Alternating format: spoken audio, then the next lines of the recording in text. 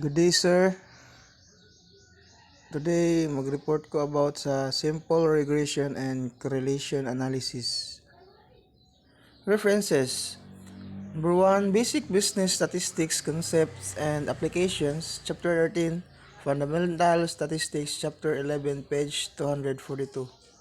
So, simple regression analysis.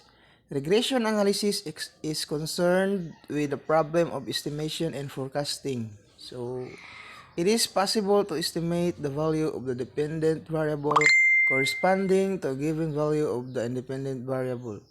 Example, weights and heights, GNP, and investment, particular, and sales. Values of X independent variable and Y dependent variable. So, regression and correlation. Techniques that are used to establish whether there is a mathematical relationship between two or more variables so that the behavior of one variable can be used to predict the behavior of others. Applicable to variables data only. Regression provides a functional relationship y equals fx between the variables. The function represents the average of relationship. Correlation tells us the direction and the strength of the relationship.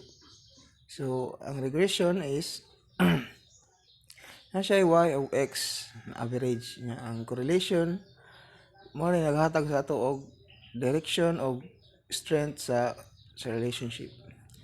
The analysis starts with a scatter plot of y versus x, simple linear regression. So, what is it?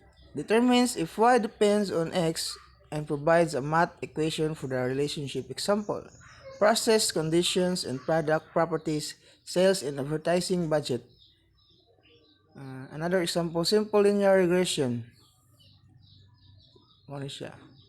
A equals y intercept equals the y value at the point at that linear intersects axis. So, pahiwi siya. Ang yang correlation kay murag strong ni ang relationship strong kay murag di siya katag nya na siya run og rise. Ang rise murag pa yang kahabugon ug saran ang yang ka slant na. Simple linear regression, y equals bx plus a. So, scatter plots and correlation. A scatter plot or scatter diagram is used to show the relationship between two variables. So, scatter plot mo ni siya ang represent sa relationship sa correlation. Correlation analysis is used to measure strength of the association linear relationships between two variables. Only concerned with strength of the relationship. No causal effect is implied. Scatter plot example. Natin mga example like linear relationships. Parang pa-straight lang.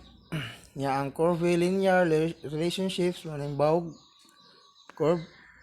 Another example is strong relationship, manang medyo tapok siya, di siya bulag-bulag. Nya kaning weak relationship, nagkatag siya. Muna siya ang weak relationship na continued. Kaning another example sa no relationship nara. Katag ayo niya ang Y, strong relationship, murag medyo tapok ka siya. So, scatter plot, number 1, plot of all x sub I, y sub I pairs. Suggest how well model will fit. So, how would you draw a line through the points? How do you determine which line fits best? Ano siya? Hindi na ito makita. Ano sa best yun ni? Sa mga linya. How would you draw a line through the points? How do you determine which line fits best? Natin slope change. Y, X.